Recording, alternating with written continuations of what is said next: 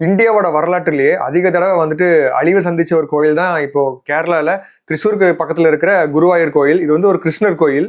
இந்தியாவிலேயே இருக்கிறதுலேயே வந்துட்டு 7வது பணக்கார கோயில் இதுதான்.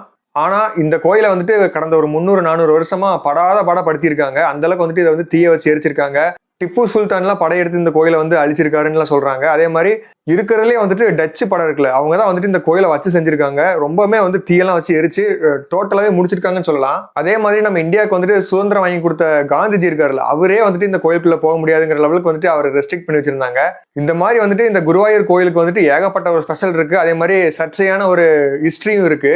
அதையெல்லாம் தாண்டி இந்த கோயில் குருவாயூர் கோயில் வந்து எப்படி கேரளாவோட ஒன் ஆஃப் த பிரைடா மாறிச்சு அப்படிங்கறத வந்துட்டு இந்த வீடியோல சொல்ல போறேன். இந்த கோயில் வந்துட்டு ஒரு பேசிக்கா ஒரு கிருஷ்ணர் கோயில். இந்த கோயிலுக்கு சென்டர்ல இருக்கிற அந்த கிருஷ்ணர் சிலை இருக்குல்ல, அது வந்து கிட்டத்தட்ட 5000 வருஷம் 3000 வருஷம் பழமையான ஒரு சிலைன்னு சொல்றாங்க. இந்த கிருஷ்ணரோட சிலைக்கு பின்னாடி ஒரு மித்தாலஜிக்கல் ஸ்டோரி தான் இருக்கு. அதாவது கடவுள் விஷ்ணு இருக்காருல்ல, அவர் வந்துட்டு கிருஷ்ணரோட அவதாரத்துல இந்த உலகத்துல வாழ்ந்துட்டு இருக்காரு ஒரு 3000 வருஷத்துக்கு முன்னாடி. அந்த கிருஷ்ணர் அப்படிங்கிற அந்த ஒரு கடவுள் வந்து குருவாயூரப்பன் அப்படிங்கிற அந்த ஒரு பேர்ல வாசு அப்புறம் தேவிகி அப்படிங்கிற 2 தம்பதிக்கு வந்து பிறக்கிறாரு மகனா. அப்படி பிறக்கிறவர் வந்து இந்தியாவில தான் இருக்காருன்னு கேட்டீங்கன்னா இந்தியாவில கிடையாது. துவாரகா அப்படிங்கிற ஒரு ஹைடன் சிட்டி, அதாவது இப்போ வந்துட்டு அது லைவ்ல கிடையாது, ஏன்னா அது வந்து கடலுக்குள்ள போயிடுச்சு அப்படிங்கிற நம்பப்படுது. அது வந்துட்டு ஒரு 3000 வருஷத்துக்கு முன்னாடியே வந்துட்டு தண்ணிக்குள்ள மூழ்கிடுச்சுன்னு சொல்றாங்க அந்த ஒரு சிட்டி. அந்த துவாரகா அப்படிங்கிற அந்த ஒரு ஊர் வந்து உண்மையாலுமே தண்ணி கடையில் இருக்கு அப்படிங்கிற மாதிரி நிறைய பேர் சொல்றாங்க. அது வந்து லேட்டர் பீரியட்ல வரலாம் அந்த ஸ்டோரியில. அப்படி கிருஷ்ணர் வந்து அந்த குருவாயூரப்பன் அப்படிங்கிற அந்த ஒரு உருவத்துல வந்துட்டு இந்த உலகத்துல வாழ்ந்துட்டு இருக்காரு. அப்போ வந்து அவர் கிருஷ்ணர் அப்படிங்கிற அந்த ஒரு சிலையை வந்து உருவாக்குறாரு. அந்த சிலையை வச்சு பூஜை பண்ணிட்டு வந்துட்டு இருக்காரு. அப்படி அவர் பூஜை பண்ணிட்டு இருக்கும்போது தான் ஒரு 3000 வருஷத்துக்கு முன்னாடி அந்த நகரமே வந்து தண்ணிக்குள்ள மூழ்கிட்டு இருக்கிறத வந்து பாக்குறாரு. அப்பதான் வந்துட்டு அவர் 2 பேர்த்துக்கிட்ட அந்த சிலையை ஒப்படைக்கிறாரு. அவங்க பேர் தான் வந்துட்டு குரு அப்புறம் வந்து வாயு. இவங்க 2 பேர் யாருன்னு பாத்தீங்கன்னா காத்தோட கடவுள் அப்படின்னு சொல்றாங்க. இவங்க 2 பேர்கிட்டயுமே வந்துட்டு அந்த சிலையை ஒப்படைச்சிட்டு இந்த உலகத்திலே இருக்கிற வேற ஏதாவது ஒரு சேஃபஸ்டான ஒரு பிளேஸுக்கு கொண்டு போய் வச்சு இந்த உலகத்துல இருக்கிற மனித நேயத்துக்காக ஒரு நல்லது பண்ணுங்க அப்படின்னு சொல்றாரு. கிருஷ்ணரே சொல்லிட்டாரு அப்படிங்கறனால வந்துட்டு குருவும் வாயுவும் வந்துட்டு 2 பேரும் அந்த சிலையை தூக்கிட்டு போறாங்க. உலகம் ஃபுல்லா சுத்தி பாக்குறாங்க. அதுக்கப்புறம் ஃபைனலா வந்துட்டு அவங்க முடிவு பண்ற ஒரு இடம் தான் வந்துட்டு இப்ப வந்து குருவாயூர் கோயில் இருக்குல்ல, அந்த அதே பிளேஸ் தான். திரிசூர் பக்கத்துல இப்ப எங்க அந்த கோயில் இருக்கோ அதே இடத்துக்கு போய் நிக்கிறாங்க.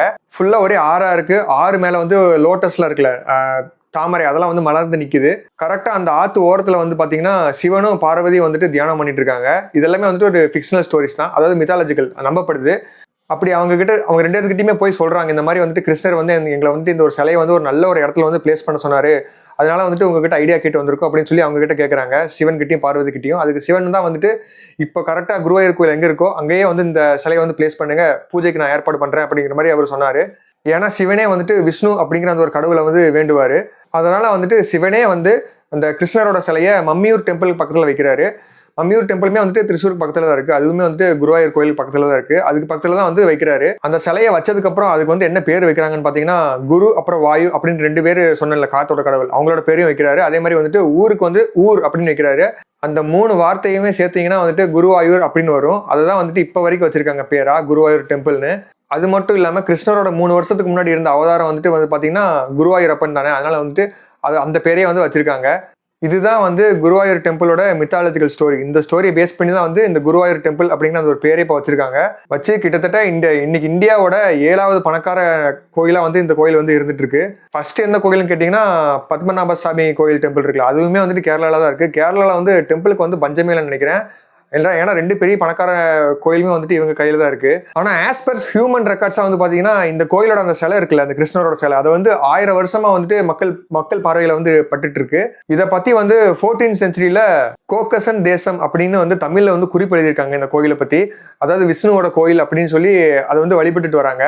15th செஞ்சுரியில வந்து மலையாள புலவர் ஒருத்தர் இருந்திருக்காரு. அவர் பேர் வந்து பூந்தனம் நம்பூதிரி அப்படிங்கிறவர் தான் அவரோட பேரு. இவர் வந்து எத்தனாவது வருஷம் பிறக்கிறாருன்னு பாத்தீங்கன்னா 1547 வருஷம் பிறக்கிறாரு. கிட்டத்தட்ட 500 வருஷம் பழைய ஒரு காலகட்டம் அது. இவர் எந்த அளவுக்கு இந்த கோயிலுக்கு பக்தியா இருந்திருக்காருன்னா அவரோட லைஃப் லாங், அவரோட வாழ்நாள் ஃபுல்லா வந்து இந்த கோயிலே தான் தூங்குறது வாழ்றது எல்லாமே இந்த கோயிலே தான் கழிச்சிருக்காரு. இந்த குருவாயூர் கோயில் வந்து பிராமினோட கண்ட்ரோல் கீழே தான் வருது. ஏன்னா பிராமின்ஸை தவிர இந்த கோயிலுக்குள்ள யாருமே போகக்கூடாது அப்படிங்கிற ரேஞ்சுக்கு வந்துட்டு அதுக்குள்ள கட்டமைக்கிறாங்க 15th செஞ்சுரியில இருந்து. அந்த பிராமின்ஸ் இனத்தோட பேர் என்னன்னு பாத்தீங்கன்னா ஜமோரின்ஸ் அப்படிங்கிற ஒரு பேர் இருக்கு. அதே மாதிரி அவங்க வந்துட்டு காலிக்கட் இருக்குல்ல, இப்ப இருக்கிற கேரளால இருக்கிற காலிக்கட், அதோட இனத்தை சேர்ந்தவங்க தான் இவங்க.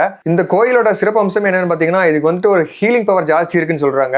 இந்த கோயிலுக்கு சென்ட்ரல் இருக்கிற அந்த கிருஷ்ணர் சிலை, அதுக்கப்புறம் அதை சுத்தி இருக்கிற தண்ணி எல்லாம் வச்சு பாத்தீங்கன்னா நல்லாவே ஹீலிங் பவர் இருக்குங்கிறாங்க. எந்த ஒரு நோயா இருந்தாலும் சரி, தொழுநோயெல்லாம் வந்துட்டு போயிடும் அப்படிங்கிற மாதிரிலாம் அந்த காலத்துல நம்பிட்டு இருந்திருக்காங்க.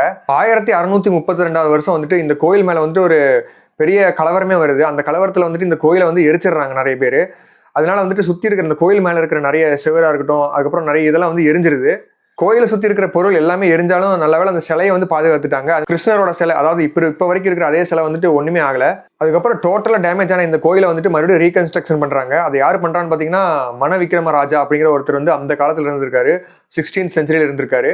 அவரு கூடவே சேர்ந்து நான் முன்னாடியே சொன்ன மாதிரி அந்த ஜமோரின் பிராமின்ஸ் இருக்காங்களா, அவங்க எல்லாம் சேர்ந்துதான் ஒரு ஏற்பாடு பண்ணி இந்த கோயிலை வந்து கட்ட ஆரம்பிக்கிறாங்க. ஓரளவுக்கு கிராண்டா கட்டுறாங்க. இப்பவும் இருக்கிற ஸ்ரீ கோயில் அப்புறம் நிலம்பலம் இதெல்லாம் வந்துட்டு அப்பவே வந்து கட்ட ஆரம்பிக்கிறாங்க. இப்படி கஷ்டப்பட்டு கோயிலெல்லாம் கட்டி அழகா கொண்டு வந்திருக்காங்க. அப்பதான் அந்த டைம்ல தான் வந்துட்டு 1716 வருஷம் டச்சு படம் இருக்குல்ல, நெதர்லாண்டோட படம், அவங்க வந்துட்டு சூறையாடுறாங்க அந்த கோயிலை. அந்த டச்சு வீரர்கள்லாம் வந்து இந்த கோயில் இருக்கிற எல்லா லூட்டும் எடுத்துட்டு போயிடுறாங்க. அதாவது இந்த கோயில் இருக்கிற எல்லா தங்கம், வைரம், வைடூரியம் எல்லாத்தையும் வந்து அடிச்சுட்டு போயிடுறாங்க. அதோட மதிப்பே கிட்டத்தட்ட 2000 கோடி அளவுக்கு இருக்குன்றாங்க இன்னைக்கு தேதிப்படி. அப்படி அவங்க வந்து இந்த கோயில இருக்கிற செல்வத்தெல்லாம் அடிச்சுட்டு போனது மட்டும் இல்லாம அந்த கோயிலோட வெஸ்ட் சைட்ல இருக்கிற கோபுரம் இருக்குல்ல, பெரிய கோபுரம், அதை வந்து தீ வச்சு எரிச்சு விட்டு போயிடுறாங்க. ரொம்ப ரொம்ப மோசமான டேமேஜ் ஆயிருது இந்த கோயில். எந்த அளவுக்கு வந்து இந்த கோயில் வந்து இப்ப பாக்குறதுக்கு ரொம்ப அழகா இருக்குல்ல, அதே மாதிரி அந்த காலகட்டத்துல, அதாவது டச்சு வந்த காலகட்டத்துல வந்து இந்த கோயில் வந்து பாக்குறதுக்கே சகிக்காது. அந்த அளவுக்கு ஒரு மோசமான நிலைமைக்கு வந்து டச்சு வந்து இந்த கோயில் அழிச்சிடுறாங்க. ஆனா என்னதான் டச்சு வந்து இந்த கோயிலை வந்து ரொம்பவே அழிச்சாலுமே வந்துட்டு அப்பவுமே வந்துட்டு கிருஷ்ணரோட அந்த சிலை வந்து பாதுகாக்கப்படுது. அதுக்கப்புறம் 1766 வருஷம் தான் ஹைடர் அலி வராரு. இவர் வந்து ஒன் ஆஃப் த இந்தியாவோட பெரிய லெஜெண்ட்னு சொல்லலாம். ஒரு பெரிய மன்னர், மைசூர் மன்னர். அவர் வந்து இன்வைட் பண்றாரு நம்ம காளிக்கட்டை. அவர் வந்த உடனே வந்து பாத்தீங்கன்னா ஃபர்ஸ்ட் கோழிக்கோடு இருக்குல்ல, அதை வந்து கேப்சர் பண்ணிடுறாரு. அதுக்கப்புறம் வந்துட்டு குருவாயூர் அதையுமே வந்து கேப்சர் பண்ணிடுறாரு. அப்படி வந்து ஹைடர் அலி கேப்சர் பண்ண உடனே அந்த கோயிலெல்லாம் அழிக்கலாம் செய்யல. ஏன்னா அதுக்கு மாற அவர் என்ன பண்றாருன்னா அந்த ஊர்ல இருக்கிற எல்லா மக்களையும் வந்துட்டு அவரோட ராணுவத்துல சேர்த்துக்கிறாரு. ஒரு 10,000 பேர்த்த வந்து சேர்த்துக்கிறேன் அப்படின்னு சொல்றாரு. அந்த 10,000 பேர்த்த வந்து ஒரு ராணுவ வீரர்களா வந்துட்டு அவரோட படையில போய் சேர்றாங்க. அதனால வந்துட்டு அந்த கோயிலுக்கு வந்து ஒண்ணுமே ஆகாத மாதிரி பாத்துக்கிறாரு. அதுக்கப்புறம் 1789 வருஷம் ஹைடர் அலியோட பையன் திப்பு சுல்தான் அவர் வந்து அதே கோழிக்கோடு அப்புறம் வந்துட்டு குருவாயூர் கோயில் ரெண்டையுமே வந்து கேப்சர் பண்ணிடுறாரு. அப்படி கேப்சர் பண்ணவர் என்ன பண்ணாருன்னு பாத்தீங்கன்னா இந்த கோயிலை வந்து தீ வச்சு எரிச்சு விட்டுறாரு. அது எரிச்சது வந்து இவரு கிடையாது, இவரு சொல்லி எரிக்கல. ஆனா வந்துட்டு அந்த படையில இருந்த சோல்ஜர்ஸ்ல எரிச்சிடுறாங்க. இந்த குருவாயூர் கோயிலை வந்து எரிச்சதுக்கு வந்து முக்கியமான காரணம் வந்துட்டு அவர் கிடையாதுங்கிற மாதிரி தான் நிறைய பேர் சொல்றாங்க. ஏன்னா வந்து பாத்தீங்கன்னா அவருக்கு வந்து மத்த மதத்தையும் வந்து மதிக்கிற ஒரு தன்மை கொண்டவர் தான் வந்து திப்பு சுல்தான். அதே மாதிரி தான் ஹைதர் அலியும். அதனால வந்துட்டு அவர் வந்து எரிக்கல அப்படிங்கிற மாதிரி தான் நிறைய வந்து குறிப்பெல்லாம் இருக்கு.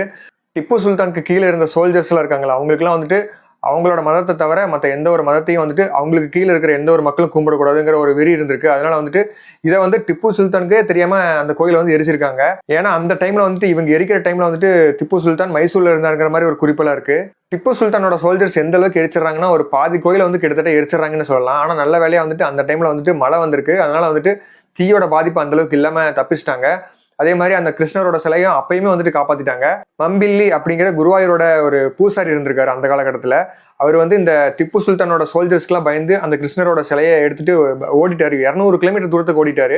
அப்படி காப்பாத்தின அந்த கிருஷ்ணர் சிலையை வந்து 200 கிலோமீட்டர் தூரத்துல இருக்கிற இன்னொரு கிருஷ்ணர் கோயில கொண்டே வந்து மறைமுகமா வந்து மறைச்சு வைக்கிறாரு. ஏன்னா இந்த ஒரு விஷயம் மட்டும் தெரிஞ்சதுன்னா திப்பு சுல்தானோட சோல்ஜர்ஸ் வந்து இவரை கொன்னே போட்டுருவாங்க அப்படின்னு அவருக்கு நல்லாவே தெரியும். அதனால வந்துட்டு இந்த கிருஷ்ணரோட சிலையை வந்து அவர் முடிஞ்ச அளவுக்கு ரிஸ்க் எடுத்து காப்பாத்திருக்காரு. அந்த சிலை தான் வந்துட்டு இப்ப வரைக்கும் வந்துட்டு நம்ம வந்து கும்பிட்டு இருக்கோம் குருவாயூர் கோயில்ல. அதெல்லாம் நினைச்சு பாக்குறதுக்கே வந்துட்டு வேற லெவல் இருக்கு. அந்த ஒரு ஃபீலே வேற லெவல் இருக்கு. இந்த ஒரு கிருஷ்ணரோட சிலைக்கு பின்னாடி இவ்வளவு பெரிய ஒரு ஸ்டோரி இருக்கு அப்படின்னு நான் படிக்கவே எனக்கு வந்து அப்படியே ஒரு கூஸ் பம்ப்ஸ் தான் ஆச்சு. அந்த அளவுக்கு ஒரு மிரட்டலான ஒரு ஸ்டோரி தான் இது. அதுக்கப்புறம் 1932 வந்துட்டு இந்த கோயில் வந்து பிரிட்டிஷ் கண்ட்ரோல் கீழே வந்துருது. அந்த டைம்ல வந்துட்டு மகாத்மா காந்தி இருக்காருல்ல, அவர் வந்து ஒரு டெம்பிள் என்ட்ரி மூவ்மெண்ட்டே நடத்துறாரு.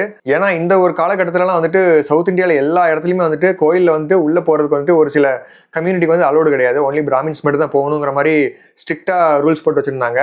இதுக்கு எதிராக வந்துட்டு ஏகப்பட்ட கம்யூனிட்டிஸ், ஹிந்து கம்யூனிட்டிஸா இருக்கட்டும், எல்லாருமே வந்துட்டு ரொம்ப ரொம்ப போராடிட்டு இருந்தாங்க. அதனால வந்துட்டு 1932 வருஷம் காந்தி வந்து குருவாயூர் சத்தியகிரகா அப்படிங்கிற ஒரு மூவ்மெண்ட்டே ஒன்று நடத்தினாரு, இந்த டெம்பிள்குள்ள போக விடுங்க அப்படின்னு சொல்லிட்டு. ஆனா அந்த கோயில் மேனேஜ்மெண்ட் என்ன பண்ணிட்டாங்கன்னா காந்தியவே உள்ள விடல. ஏன்னா காந்தி வந்து நிறைய தலித் மக்கள்லாம் இருக்காங்கல்ல, தலித் தலைவர்கள், இவங்களெல்லாம் கூப்பிட்டு போய் இந்த போராட்டத்துக்கு போயிட்டு கோயிலுக்குள்ள கூட்டிட்டு போவேன்னு ஒத்த கால் நின்று இருக்காரு. அதனால வந்துட்டு உங்களுக்கே அலௌட் இல்லை அப்படின்னு சொல்லி அவரையுமே துரத்துறாங்க. ஏன்னா இந்த கோயிலுக்குள்ள வந்துட்டு முழுக்க பிராமின்ஸ் மட்டும் தான் வந்து அர்ச்சனை பண்ணணும், அவங்க மட்டும் தான் வந்து உள்ள போய் சாமி கும்பிடணும், அவங்க மட்டும் தான் சாமியை பார்க்கணும் அப்படிங்கிற மாதிரி ரொம்ப ஸ்ட்ரிக்டா இருந்துச்சு. அப்படி தப்பி தவறி கூட யாராவது ஒரு தலித் மக்கள் யாரும் உள்ள போனாங்களோ அவங்களெல்லாம் அடிச்சு கொண்ட கதையெல்லாம் இருக்கு. ஆனாலுமே வந்துட்டு காந்திஜி விடுறதா இல்லை. ஏன்னா அவர் வந்துட்டு நிறைய மக்களை வந்துட்டு ஒன்று சேர்த்தி நிறைய போராட்டம்லாம் நடத்தினால வேற வழியே இல்லாம நவம்பர் 12 1936 வருஷம் எல்லா ஹிந்துஸுமே வந்துட்டு அந்த கோயிலுக்குள்ள போகலாம், கோயிலுக்குள்ள போய் சாமி கும்பிடலாம் அப்படிங்கிற மாதிரி ஒரு ரூல் கொண்டு வந்தாங்க. அதுக்கப்புறம் வந்துட்டு இந்தியா வந்து சுதந்திரம் அடைஞ்சிடுறாங்க. அதுக்கப்புறம் 1947 இந்த கோயிலே வந்துட்டு கவர்மெண்ட் கீழே வருது, இந்தியன் கவர்மெண்ட் கீழே வருது. அதுக்கப்புறம் வந்துட்டு எந்த ஒரு பிரச்சனையும் இப்போ வரைக்கும் இல்லை. இதெல்லாம் தாங்க இந்த குருவாயூர் டெம்பிளோட ஒரு சுவாரஸ்யமான, ஒரு இன்ட்ரெஸ்டிங்கான, ஒரு ஒரு டார்க் ஹிஸ்ட்ரின்னு சொல்லலாம். ஏன்னா அவ்வளோ பேர் இதுக்கு வந்து குடைச்சல் கொடுத்துருக்காங்க. அவ்வளோ பேர் இதை வந்து அழிக்கிறதுக்கு வந்து முயற்சி பண்ணியிருக்காங்க. ஆனால் அதே மீறி இன்னைக்கு வந்து இவ்வளோ அழகாக வந்து ஸ்ட்ராங்காக நிற்குது. நம்ம சவுத் இந்தியாவில் இருக்கிற மக்கள், அதாவது தமிழ்நாடு அப்புறம் வந்துட்டு கேரளா, இந்த 2 மக்களுமே தான் வந்துட்டு இந்த கோயிலுக்கு வந்து அதிகமாக பக்தியாக வராங்கன்னு சொல்கிறாங்க.